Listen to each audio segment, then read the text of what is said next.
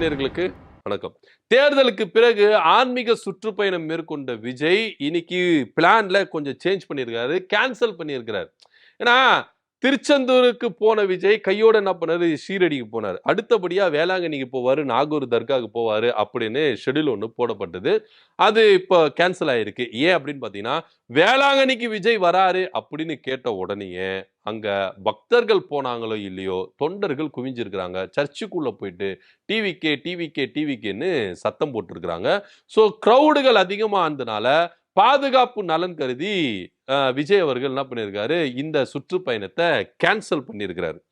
நான் கேட்குறேன், திருச்செந்தூருக்கு போகும்போது எந்தவித அனௌன்ஸ்மெண்ட்டும் இல்லை, சைலண்டா போயிட்டு சைலண்டா வந்தீங்க. ஷீரடிக்கு போகும்போதும் சைலண்டா போயிட்டு சைலண்டா வந்தீங்க. சர்ச்சுக்கு போகும்போது மட்டும் எதுக்கு சார் இந்த வீண் விளம்பரம்? எதுக்கு நீங்க அனௌன்ஸ்மெண்ட் பண்ணீங்க? திருச்செந்தூருக்கு எப்படி சைலண்டா போயிட்டு சைலண்டா வந்தீங்களோ, அதே போல வேளாங்கண்ணிக்கு போய் சைலண்டா போயிட்டு சைலண்டா வந்திருக்கலாமே. நாகூர் தர்காவுக்கு சைலண்டா போயிட்டு சைலண்டா வந்திருக்கலாமே. ஏன் இந்த உங்களுக்கு ஒரு விளம்பரம், பரபரப்பு அப்படின்னு எனக்கு கேட்க தோணுது பர்சனலா. ஏன்னா விஜய் எல்லாத்தையும் பிளான் பண்ணி தான் செய்யறாரு. அவர் மேல ஏகப்பட்ட விமர்சனங்கள் முன்வைத்தது. திருச்செந்தூருக்கு போனது, ஷீரடிக்கு போனது. இன்னைக்கு வேளாங்கண்ணிக்கு போனா நாளை அதை பத்தி எதனா பேசுவாங்க அப்படின்னு சொல்லிட்டு தான் பிளானை கேன்சல் பண்ணி முன்னாடியே சொல்லி இருக்கிறாரு அப்படின்னு சொல்லுது. ஆனா உண்மையிலேயே விஜய் பாதுகாப்பு நலன் கருதி இதை கேன்சல் பண்ணாரா அப்படின்னா கிடையவே கிடையாது. பலர் என்ன சொல்றாங்க அப்படின்னு பாத்தீங்கன்னா, விஜய் சர்ச்சுக்கும் தர்காக்கும் வர்றத அவங்க விரும்பவே இல்லை அப்படின்னு பேசப்படுது. ஏன் அப்படின்னு பாத்தீங்கன்னா, விஜய் ஒரு மதசார்பற்ற கொள்கையில உறுதியா இருக்கிறேன் அப்படின்னு சொல்லிட்டு இன்னைக்கு மதம் சார்ந்து ஒவ்வொரு கோயில் குளங்களா போய் என்ன பண்றாரு, இது பண்றாரு. அது மாத்திரம் இல்லாம விஜய் திருச்செந்தூருக்கு போனார்ல, அப்போ இந்து முன்னணியினர் ஒரு குற்றச்சாட்டு வச்சாங்க. மாற்று மதத்தினருக்கு இந்த பூரண இந்த மரியாதை எதுக்கு பண்ணணும் அப்படின்ற ஒரு விஷயம் இருக்கு. ஏன்னா கோர்ட் ஆர்டரே இருக்கு.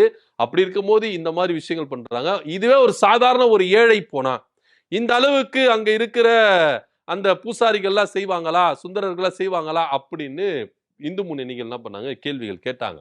ஸோ இப்படி இருக்கும் பொழுது விஜய் திருச்செந்தூருக்கு போனாரு, அங்க வேலு ஏந்தி பூஜைலாம் பண்ணியிருக்கிறாரு, எல்லாமே பண்ணியிருக்கிறாரு. ஷீரடிக்கு போனாரு, எல்லாமே பண்ணிருக்காரு. இன்னைக்கு சர்ச்சுக்கு வராரு, நாளைக்கு முஸ்லீம் கோயிலுக்கு போறாரு அப்படின்னா இந்த விஷயத்த சர்ச்சில் இருக்கிறவங்களோ, கிறிஸ்தவர்களோ, இஸ்லாமியர்களோ ஏத்துக்கல. ஸோ இவங்க மத்தியில ஒரு எதிர்ப்பு கிளம்புனால விஜய் இந்த பிளானை அதிரடியாக கேன்சல் பண்ணியிருக்கிறாரு அப்படின்னு ஒரு சாரார் என்ன பண்றாங்க, சொல்றாங்க. இது உண்மையா இருக்கிறதுக்கு கூட வாய்ப்புகள் இருக்குங்க.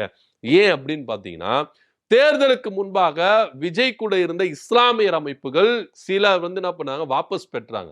விஜயுடைய போக்கு சரியில்லை, அவருடைய விஷயம் தடம் மாறுது, அவர் சனாதனத்துக்கும் பாசிசத்துக்கும் ஆதரவா போறாரு, அவர் கூட இருந்த சிறுபான்மையினருக்கு பாதுகாப்பு இல்லை அப்படின்னு நினைச்சு பல இஸ்லாமிய அமைப்புகள் என்ன பண்ணாங்க, விஜய்க்கு ஆதரவு தெரிவிச்சிருந்த பல இஸ்லாமிய அமைப்புகள் என்ன பண்ணாங்க, வாபஸ் வெளியே வந்து விஜய்க்கு ஓட்டே போடக்கூடாது அப்படின்னு பகிரங்கமா அனௌன்ஸ்மெண்ட் பண்ணி என்ன பண்ணாங்க, வெளியே வந்தாங்க. அதுக்கப்புறமா விஜய் பெரம்பூர் தொகுதியிலையும் திருச்சி கிழக்கு தொகுதியிலும் நிக்கிறாரு அப்படின்னு செய்தி வந்த உடனேயே இந்த 2 தொகுதியில இருக்கிற கிறிஸ்தவ கூட்டமைப்புகள் இருக்குல்ல, அவங்க எல்லாம் ஒண்ணு சேர்ந்து என்ன பண்ணாங்கன்னா விஜயை எதிர்த்தாங்க. விஜய்க்கு ஓட்டே போடக்கூடாதுப்பா, அவர் பாத்தீங்கன்னா பாஜகவுக்கு ஆதரவா இருக்கிறாரு அப்படின்னு சொல்லிட்டு எதிர்ப்புகளை தெரிவிச்சாங்க. சிறுபான்மையினருக்கு இவர் பாதுகாப்பா இருப்பாரு அப்படின்னு சொல்லிட்டு நம்பி ஏமாத்தி என்ன பண்றாரு, உள்ள வராரு. இவரை யாரும் நம்ப வேண்டாம் அப்படின்னு கிறிஸ்தவ கூட்டமைப்புகள் என்ன பண்ணுச்சு, கண்டனங்களை தெரிவிச்சு. சோ விஜயனுடைய சுயரூபம் முன்பாகவே தெரிஞ்சிருக்கு. ஸோ இதெல்லாம் சமாளிக்கிறது தான் விஜய் சர்ச்சில் போயிட்டு முட்டியெல்லாம் போட்டார்ல, எப்போ நான் கிறிஸ்தவன் தான், என்னை நம்புங்க, எனக்கு ஓட்டு போடுங்க அப்படின்னு அந்த முட்டி போட்டது, அப்புறம் ஒரு மசூதிக்கு போனது, அப்புறம் ஒரு அம்மன் கோயிலுக்கு போனது. இவர் பார்த்தீங்கன்னா எல்லாரையும் சமாதானப்படுத்துறாராம். தேர்தலுக்கு முன்பாகவே சமாதானப்படுத்தினார், எனக்கு எல்லா மதமும் ஒண்ணுதான்ப்பா அப்படின்றாரு. இந்த பக்கம் பார்த்தீங்கன்னா தேர்தலுக்கு பிறகு என்ன பண்றாரு, திருச்செந்தூர் கோயிலுக்கு சைலண்டா போயிட்டு வந்துட்டாரு. ஏன் நீங்க வேளாங்கண்ணிக்கு மட்டும் அனௌன்ஸ்மெண்ட் பண்றீங்க? ஏன் உங்களுக்கு அங்க கூட்டம் சேரணுமா? உங்களுக்கு எவ்வளவு மவுஸ் இருக்குதுன்னு காட்டணுமா? ஏன் திருச்செந்தூர் கோயிலுக்கு சைலண்டா போயிட்டு வந்த விஜய்க்கு வேளாங்கண்ணிக்கு ஏன் சைலண்டா போக தெரியல? அனௌன்ஸ்மெண்ட் பண்ணாம போயிருக்கலாமாப்பா, ஏன் அனௌன்ஸ்மெண்ட் பண்ணிட்டு போன அப்படின்னு எல்லாருக்கும் கேள்வி கேட்குது. யாருக்குன்னா தெரியுமா விஜய் திருச்செந்தூருக்கு போறாரு, அதுவும் பிரம்ம முகூர்த்தத்துல போயிருக்கிறாரு, யாருன்னா தெரியுமா?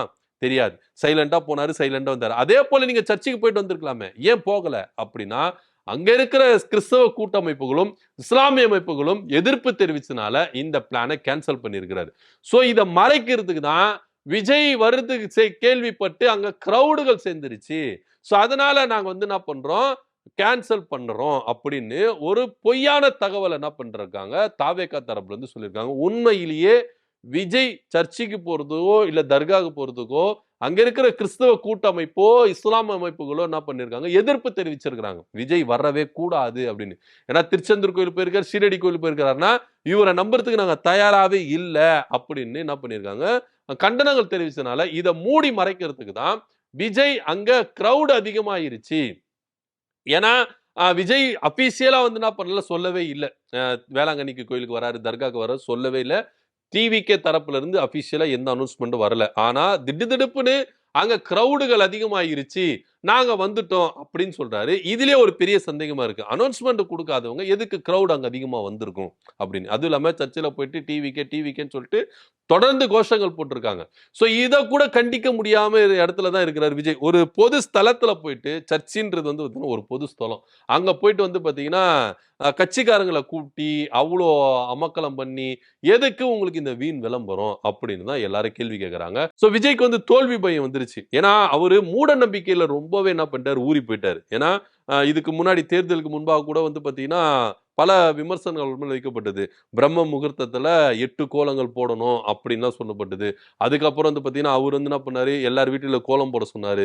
ஒவ்வொரு விஷயத்தையும் என்ன பண்றாங்க, மூட நம்பிக்கையில தான், அது ஜோசியர் சொல்றபடி தான் எல்லா விஷயத்தையும் செஞ்சுட்டு வராரு அப்படின்னு பார்க்க வேண்டியதா இருக்கு. திடீர்னு போயிட்டு இவர் என்ன பண்றாரு, ஒரு யாகத்துல போய் கலந்துக்கிறாரு. இவர் பாத்தீங்கன்னா சி ஜோசப் விஜய் அப்படின்னு பகிரங்கமா அறிவிச்ச ஒரு கிறிஸ்தவர்.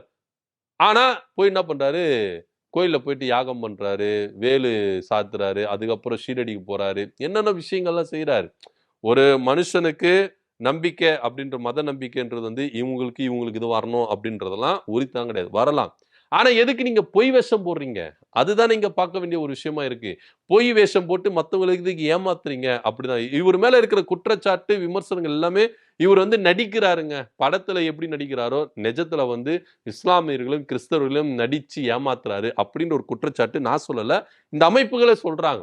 சோ இப்படி இருக்கும் பொழுது விஜய் ஏன் இந்த மாதிரி ஒரு வேஷம் போடணும்? இன்னைக்கு வேளாங்கண்ணி கோயிலுக்கும் நாகூர் தர்காவுக்கும் போவதுக்கு காரணம் இவங்க எதிர்ப்பு தெரிவிச்சதுனாலதான் போல கண்டி. உண்மையிலேயே அங்க கிரௌடு சேர்ந்துருச்சு, பாதுகாப்பு கூட்டுதான் அப்படின்றதெல்லாம் பாத்தீங்கன்னா சும்மா ஒரு நரேட்டிவ் செட் பண்றாங்க, ஒரு பொய்யான பிம்பத்தை காட்டுறாங்க அப்படின்றதான் பிரதிபலிக்குது. சோ தேர்தலுக்கு பிறகாவது விஜய் தோப்பார்ல, தோத்துட்ட பிறகு பல விஷயங்களை மாத்திக்கணும், உண்மையா மக்களுக்காக குரல் கொடுக்கணும், மக்களோட மக்களை நிக்கணும், உண்மையா நீங்க குரல் கொடுங்க சார் அப்படின்னு தான் பண்ணி. இன்னைக்கு நீங்க எலெக்ஷனுக்கு முன்னாடி பாத்தீங்கன்னா அவர் திருப்பரங்குன்றத்துக்கு குரல் கொடுக்கவே இல்லை. ஒன்னு இஸ்லாமியருக்கு ஆதரவா இருந்திருக்கணும், இல்ல இந்துக்கள் ஆதரவா இருந்திருக்கணும். எதுக்குமே அவர் என்ன பண்ணல, குரல் கொடுக்கவே இல்லை. அப்பவே அவர் மேல என்ன பண்ணுச்சுன்னா பல விமர்சனங்கள் முன்வைக்கப்பட்டது. சோ தொடர்ந்து அவர் என்ன பண்ணாரு, கிறிஸ்துவர்களுக்கு என்ன பண்ணாரு, கிறிஸ்துமஸ் நிகழ்ச்சி எடுத்தாரு, இஸ்லாமியருக்கு இப்தார் நோன்பு நிகழ்ச்சி எடுத்தாரு, எல்லாமே எடுத்தாரு. ஆனா இந்துக்களுக்கு ஒரு பண்டிகை எதுக்கு எதனா ஒரு விஷயத்தை எடுத்தாருன்னா எடுக்கவில்லை. சோ அவர் மேல தொடர்ந்து என்ன பண்ணுச்சு, புகார்கள் வைக்கப்பட்டது. சோ இவர் சிறுபான்மையினருக்கு ஆதரவா இருக்கிறாரு அப்படின்னு தான் பேசப்பட்டது. ஆனா நாளடைவுல இவருடைய பேச்சுகளும் இவருடைய ட்ராக்கும் மாறுறதுனால பல கிறிஸ்தவ அமைப்புகளும் இஸ்லாமிய அமைப்புகளும் இவருக்கு எதிராகவே இருந்தாங்க அப்படின்றதா நிதர்சனமான உண்மை. சோ இதை சமாதானப்படுத்துறதுக்கு தான் இது பாத்தீங்கன்னா வேளாங்கண்ணி கோயிலுக்கும் தர்காக்கும் போறதா ஒரு பிளான் இருந்துதா சொல்லப்படுது. ஆனா கேன்சல் பண்ணியிருக்கிறாங்க, அங்க கிரௌட் அதிகமா இருந்ததுனால அப்படின்னு தான் பேசப்படுது. சோ இது எல்லாமே ஒரு டிராமா அப்படின்னு தான் பார்க்கணும். அங்க எதிர்ப்பு கிளம்புனதுனால தான் விஜய் அங்க போகல அப்படின்றது தான் நிதர்சனமான உண்மையா இருக்கு. இதை பத்தியோட கருத்து என்ன கமெண்ட் பண்ணுங்க. நன்றி.